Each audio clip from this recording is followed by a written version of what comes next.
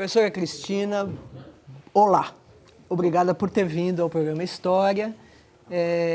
Nós convidamos você a vir e agradecemos a sua presença, porque você estudou e continua estudando o movimento anarquista do começo do século, da segunda década do século XX no Brasil, em São Paulo particularmente, e em especial a greve de 1917. O que te levou, como historiadora, até esse assunto? Eu que agradeço o convite de estar aqui divulgando um pouco meu trabalho. Tudo começou num curso de doutorado da Unicamp.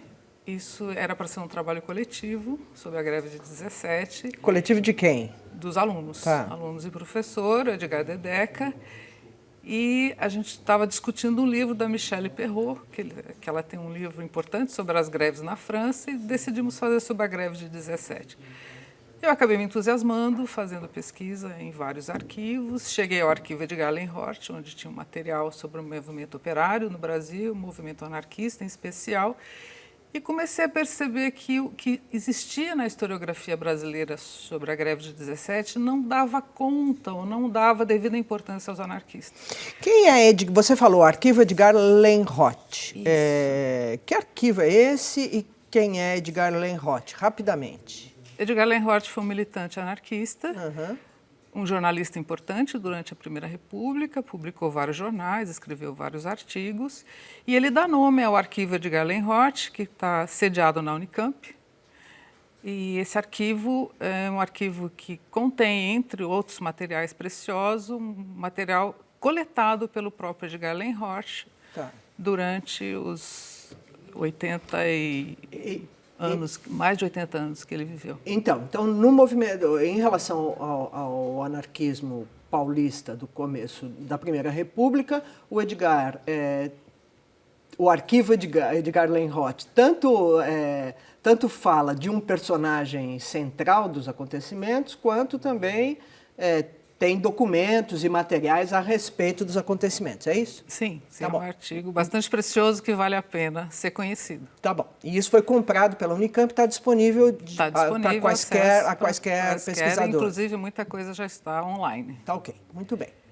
Então, foi nesse arquivo que você foi buscar as suas primeiras... As fontes primárias, documentação especial nos jornais, para entender um pouco qual era a presença dos anarquistas nessa greve, que até então a historiografia existente sobre a greve geral de 1917, no meu entendimento, não dava devida importância.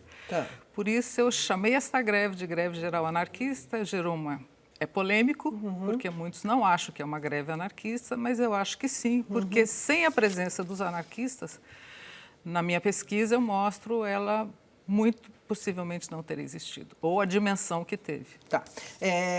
Quando você fala em greve geral, vamos caracterizar o que era a greve geral, o quê? De operários, na cidade de São Paulo, no estado de São Paulo? Conta o que foi a greve desse ponto de vista, vamos dizer assim, da materialidade dela, se é que uma greve tem materialidade. A greve geral, na concepção anarquista, é uma espécie de ginástica revolucionária. É um ensaio de revolução. E essa greve, ela foi, diferentemente do que muitos historiadores concebem, que foi uma greve espontânea, eu discordo disso. Foi uma greve preparada. Foi uma greve que se inicia em greves no mês de maio, junho, devido às degradantes condições de vida e de trabalho, e ela foi ganhando fôlego para se transformar numa greve geral. Então, é uma greve anunciada, uma greve preparada, uma greve orientada. Então, a greve não foi espontânea, como querem alguns. Então, ele tem esse veio anarquista na preparação da greve. Mas o que é uma preparação anarquista para uma greve? No que ela é diferente de qualquer outra greve? Porque uma greve trata-se de não trabalhar, não é isso? Isso. Mas você tem que ter todo um preparo para você enfrentar o não trabalhar, em especial na Primeira República, em que a questão operária era vista não como uma questão social. E o que a greve traz como como grande contribuição que, a partir dessa greve geral de 1917, a questão operária passa a ser considerada uma questão social.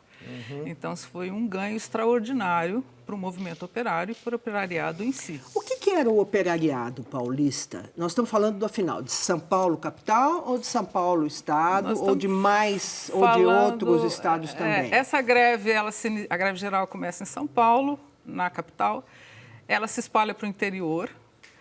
Ela também acontece no Rio de Janeiro. A ideia era uma greve para mobilizar o país como um todo. Então, em vários estados do país, a greve teve ressonância. E era uma greve de fábricas? Uma greve operária de fábricas. Ela começa com greves parciais nas fábricas, se transforma numa greve que paralisa São Paulo. Transporte, comércio, indústria. Então ela sai do âmbito da fábrica. Sai do âmbito do operariado. Do operariado. E ela ganha uma dimensão de greve geral porque paralisa vários serviços no estado. Qual era a dimensão da indústria em São Paulo nesse momento? Nós estamos falando de 1917, então vamos dizer, a indústria, segunda metade dos 10. Você tinha a indústria têxtil, era uma indústria forte, né? E as greves começam principalmente nas indústrias têxtil, nas grandes indústrias têxteis. Os cotonifícios. Os cotonifícios, em especial no cotonifício Crespi, quando ela começa a ser deflagrada, as greves mais localizadas. Depois você tem a indústria de bebidas, né? Antártica já era uma indústria potente na época. Eram indústrias ainda bastante incipientes em termos de maquinário e que utilizavam muito da mão de obra, de jornada de trabalho bastante extensiva, com o uso da mão de obra feminina e o uso da mão de obra infantil. Então, foi a partir... Na indústria de bebida ou mais na indústria de... Em todas as indústrias, em especial na têxtil. Na têxtil, a têxtil utilizava muita mão de obra infantil. Que você não tinha uma regulação do mercado de trabalho, não havia regulamentos. Havia um código sanitário que previa as formas de instalação das fábricas e uma ou outra restrição. E o movimento anarquista mobilizou as crianças? Ele começa sensibilizando a sociedade paulistana sobre o trabalho infantil. E ele ganha a adesão, como que ele fez isso? A adesão do jornalismo. Do jornalismo mais progressista, né, que é um grupo de jornalistas que começa a ir nas portas de fábricas e flagrar, em especial de madrugada, as crianças saindo da fábrica. Crianças, você está dizendo de pessoas de que idade? 6, 8, 10 anos. Sim, crianças, muito crianças, né? Não, nem sequer adolescentes. Então você tinha... Que faziam o que na fábrica? Faziam diversas atividades, né? Em especial na indústria têxtil. Coletava algodão, enfim. Tinha muito uso da mão de obra infantil, porque é uma mão de obra muito barata. Quase que não se recebia. No meu trabalho, eu trago um olerite de uma criança, que ele mostra um olerite zerado, que ele sofreu várias infrações e foi punido por elas. Então, ele não recebia a punição salário. era na forma de multa? Era na forma de multa e o salário dele foi zerado. Isso era muito comum. Né? A aplicação de multas e o salário final era um salário muitas vezes zerado. Né? Então, os anarquistas começaram a sensibilizar a população paulistana, em especial. Por meio da imprensa. Por meio da imprensa. Que imprensa? Imprensa própria? A imprensa própria. O que dos você militantes? Tinha, não só, principalmente da militância, né? Os jornais anarquistas da época. Né? O Edgar Lenhort funda um jornal em junho, chamado A Plebe. Junho de 1917. Funda esse jornal para justamente, no calor dos movimentos grevistas, maio, junho, ele funda esse movimento, ele conclama a população para a greve geral, nessa perspectiva anarquista. E a questão do trabalho infantil começou a sensibilizar, porque os anarquistas começaram a perceber que ali eles tinham um mote para sensibilizar os pais. Por que as crianças eram empregadas? Por que as mulheres eram empregadas? Porque eles ganhavam muito mal e eles não reivindicavam melhores condições de trabalho. Nesse caso, as mulheres eram, você está colocando elas tão tuteladas quanto as crianças? No caso das fábricas, sim. Né? E os anarquistas buscavam essa sensibilização dos operários masculinos para que as mulheres e as crianças fossem para a escola e as mulheres tivessem outras condições de trabalho, enfim. Tá bom. E elas foram pessoas fundamentais no decorrer da greve. Tá bom, as mulheres. As mulheres. Tá. E quantas pessoas eram esses operários? De que tamanho nós estamos falando de uma classe operária? De que dimensão? Em torno de... os grevistas que foram conseguir computar foram em torno de 100 mil trabalhadores, numa população de 500 mil habitantes de São Paulo na época. Tá. Então, os grevistas de um modo geral, porque inclui indústria, comércio, transporte, quando a greve parou. Tá 100 mil trabalhadores pararam. Tá bom. E como você já mais de uma vez falou na greve anarquista. O que é a gente já falou uma vez, vou perguntar de novo. O que caracteriza uma greve anarquista? Porque, vou repetir, uma greve não é parar de trabalhar? Sim, mas o fazer a greve, você tem várias maneiras de mobilizar os trabalhadores para a greve. Tá. Ou você tem uma liderança partidária, um partido que está à frente do movimento. Ou você tem um sindicato que está à frente desse movimento. No caso da greve geral de 1917, você não tinha nem partido, nem sindicato sensibilizando os trabalhadores para a greve. Mas não tinha uma frente operária de São Paulo? O que era essa frente? Não, o que aconteceu é que no calor da greve se formou um chamado Comitê de Defesa Proletária para orientar o movimento. Ele era formado principalmente de anarquistas e também de socialistas. Anarquistas e socialistas, eles se degladiavam no início do século, buscando espaço entre o operariado.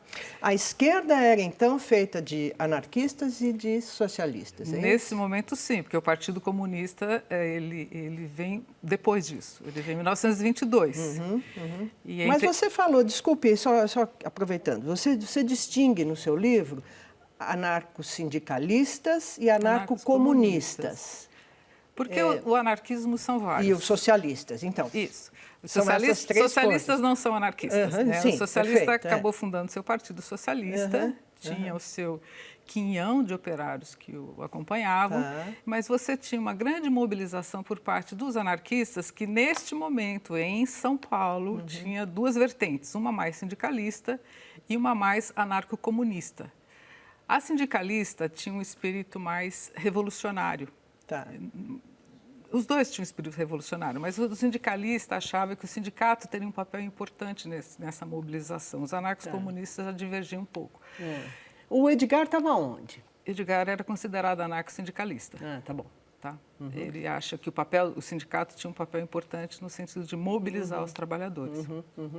E os anarcos comunistas eram uma outra vertente, mas que ambos se uniram e se juntaram aos socialistas nesse momento para conseguir resolver as suas divergências internas, uniram forças para mobilizar os trabalhadores para a greve. Então, acho que isso foi um exercício importante de tolerância ideológica nesse momento. E é anarquista porque essa greve tem uma série de peculiaridades. Uma delas é que a forma de organização foi por bairros. Os trabalhadores começaram a formar comitês de bairro, ligas de bairros. Isso é característico do anarquismo? Essa forma de orientação de organização, sim. É a organização em núcleos pequenos. Tá, e de baixo, então, onde tinha fábrica, da base. Isso, onde tinha fábrica, eles orientaram as pessoas a se agruparem e ali vários sindicatos de ofício estavam juntos, mas em ligas de bairro.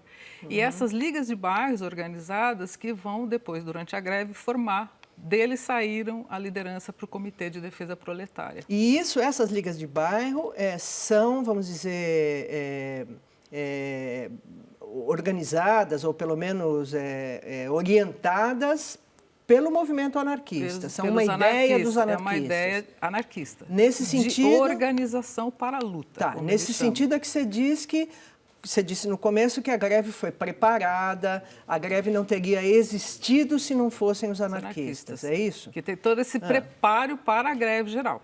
As greves parciais se juntam no movimento quando morre o primeiro trabalhador, foi o sinal de início de vida do movimento operário. Então, peraí que morreu alguém, né? A gente estava ainda defendendo as crianças.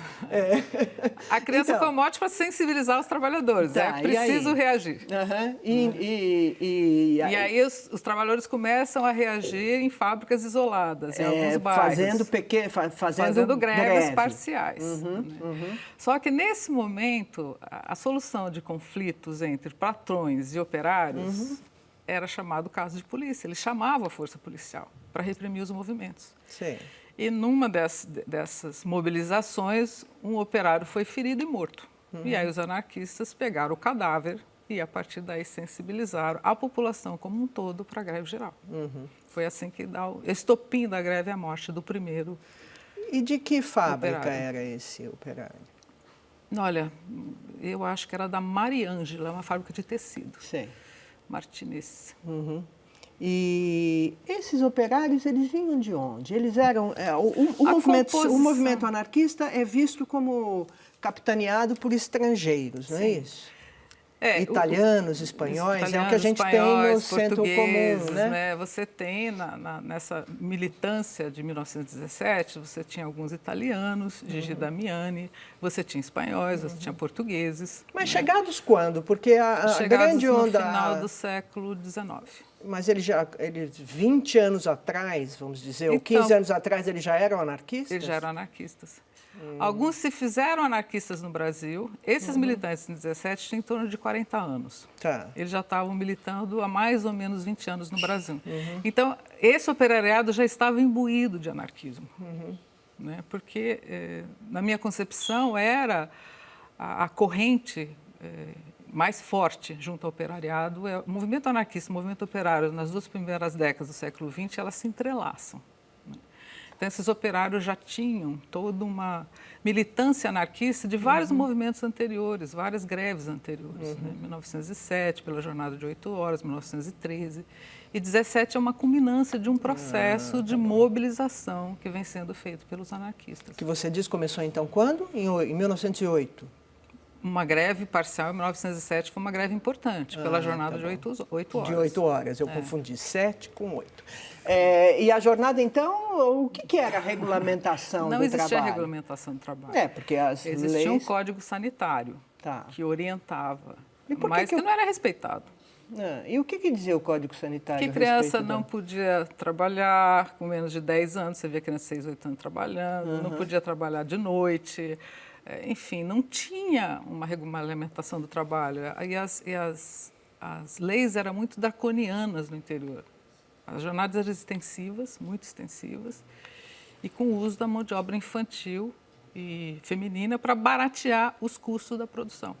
E também tem uma outra questão por trás do uso do trabalho infantil e feminino. Eles são mais dóceis. Era uma forma de você controlar melhor essa mão de obra. Então, é uma motivação do movimento operário era substituir essa mão de obra por eles operários adultos, homens. Homens, né, com condições dignas de trabalho, né, para poder conseguir sustentar a sua família. Porque o lugar de criança é na escola, a gente é uma ideia que já estava iniciando no início do século. Né? E tem uma outra questão também, que essa sensibilização em relação ao trabalho infantil né, começa a ganhar corpo, porque se começa a pensar o que será das futuras gerações nesse país, se a gente não cuidar das nossas crianças. Então, era uma questão que começa a vir à tona naquele momento, precisamos cuidar das nossas crianças. Se bem que alfabetizar já é uma questão da República, né? A proclamação da República é um chamado à alfabetização. Um projeto de cidadania para todos, né? Mas isso aí demorou bastante tempo. Mas de toda forma, quer dizer, não foi inventado não é um anseio que nasce ali na sociedade, né? Ela já tem isso já vem um projeto republicano para o país. Então, e você me disse que Edgar Lenhodt era um republicano. Edgar Lenhodt, inicialmente, ele se encantou com o republicanismo. Né? Ele fundou um primeiro jornal, ainda ainda acreditando na possibilidade do republicanismo, foi se tornando descontente, flertou com o socialismo e acabou se definindo como anarquista e morreu anarquista. Ele morreu quando? Ele morreu em 60... Não, mas na década de 60, na depois década do de golpe. 60, depois do golpe. Ele morreu, se não me engano, em 68. Agora me foge, mas ele morreu depois do golpe. Agora, uma marca importante do seu trabalho é o desdobramento, né? Que você também estudou o desdobramento da greve de 17, não é isso? Estudei. Cristina, então, me conta. Na realidade, no meu trabalho, eu conto um pouco, narro o que foram esses acontecimentos, um pouco o dia a dia da greve, como é que depois mostro como ela se construiu e os desdobramentos dela. Os desdobramentos dela é muitíssimo interessante porque você tem um apoio da imprensa no fazer da greve, né? Porque as condições durante a greve, as condições de trabalho e de vida eram muito difíceis, muito aviltantes, né? Então tem uma simpatia da imprensa. Tem uma simpatia da imprensa mesmo pela da imprensa questão... não anarquista. Não, a grande imprensa, o Correio Paulistano não, porque era um jornal do governo. Aquele não se posicionava a favor da greve, mas o próprio Estado de São Paulo, um jornal liberal, chamava a atenção das autoridades para as degradantes condições de vida e de trabalho, que a população ia se rebelar contra isso. E a gente está vivendo a Primeira Guerra Mundial e seus reflexos no Brasil, quer dizer, as coisas estão muito caras, inflação alta, desemprego, etc. E o desdobramento dela é que, após a greve, começa todo uma agitação por parte do governo de São Paulo, que não conseguiu controlar o movimento, porque você tem um trabalho de como resolver esse conflito. Os trabalhadores em greve, com a orientação de anarquistas, e um governo tendo que dar respostas às reivindicações dos trabalhadores para finalizar a greve. Então, houve a intermediação do comitê de imprensa, porque os anarquistas não se sentavam numa mesa para negociar com o governo sem intermediação da imprensa. Quem sentava nesse comitê de imprensa? É interessante porque, embora você tenha dito que isso nunca depois aconteceu, isso acontece, na verdade, eu acho que com frequência, porque frequentemente no episódio policial, hoje a imprensa é chamada, os repórteres são chamados a fazer a intermediação. Sim, mas isso foi um exercício que mas em 1917 devia ser completamente novo. É novo, era original. Então, era a primeira vez que um comitê de imprensa de jornalistas de vários jornais. Então, por exemplo... Porque o que você tem nessa época, né, que os meios de comunicação, a imprensa era um forte meio de comunicação. Você tinha jornais de várias tendências. Você tinha os jornais pró-governo, como o Correio Paulistano, que era um jornal do PRP, do Partido Republicano Paulista. Você tinha o Estadão, que você tinha essa linha liberal desde sempre, né, como grandes jornais. E você tinha outros jornais, como o Combate, como a Capital, enfim, vários outros jornais. Então, jornalistas de vários jornais, eles se propuseram a intermediar o conflito.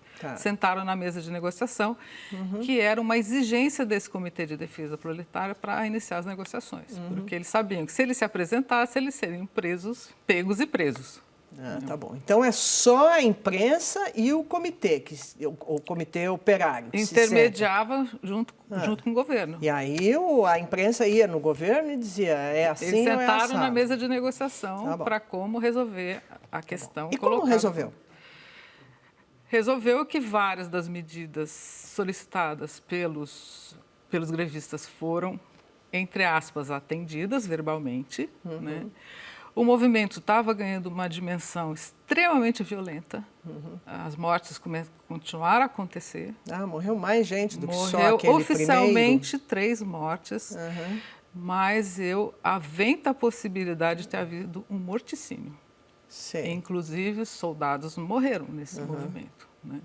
Porque você tem lá no nosso cemitério algumas lápides em homenagens aos grevistas mortos, e ali são soldados. Então, ganhou uma dimensão violenta muito grande. Quer dizer que houve militares que foram grevistas, é isso que você está dizendo? Não, os militares, no processo de confronto, eles morreram dos dois lados.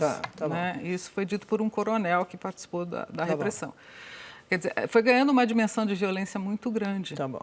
Oficialmente são 3 mortos. Tá bom. Mas várias pesquisas, e eu aponto isso no meu livro, em especial de um jornal italiano chamado Fanfula, que na época você tinha jornais de várias línguas, né?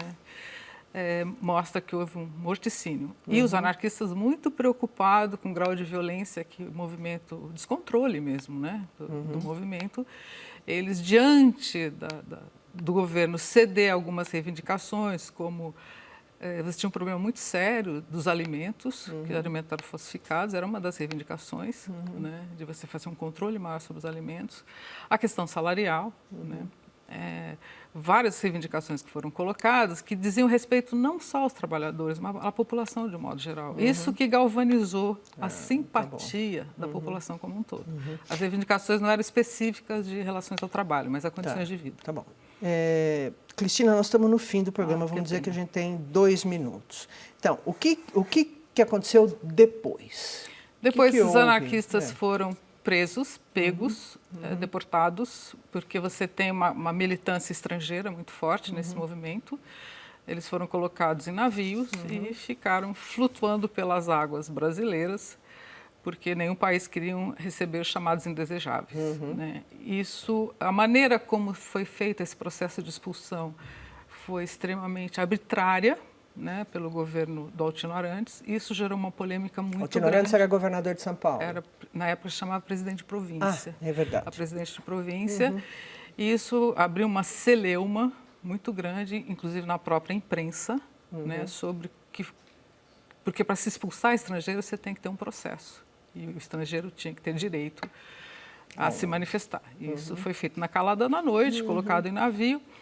E isso acabou gerando um impasse muito grande no governo de São Paulo, né, que foi bombardeado de como ele revoga a Constituição, porque... E ele tinha uma força muito grande no Congresso Nacional. O governo brasileiro, o governo paulista. Né, e ele começou a pressionar o presidente Venceslau Weiss e os congressistas, e que nesse meio tempo... o Brasil estava discutindo se entrava ou não na Primeira Guerra Mundial. E eu avento essa possibilidade de que esse caso dos anarquistas, o caso da expulsão dos estrangeiros, levou à decretação do estado de sítio, a entrada do país na guerra e a suspensão das garantias constitucionais que resolveu o problema do Altino Arantes. Tá, quer dizer, foi conveniente a entrada na guerra, foi conveniente para o governo de São Paulo. Uma decisão política. Foi conveniente para o governo de São Paulo porque, digamos... legalizou a posteriori aquela atitude arbitrária, aquela atitude de expulsar arbitrariamente, os existia uma lei sem de processo. expulsão, existia uma lei de expulsão em vigor, né? Então, mas a maneira como foi feita e a isso expulsão... acabou com o movimento anarquista no Brasil? O que aconteceu com o movimento anarquista depois disso?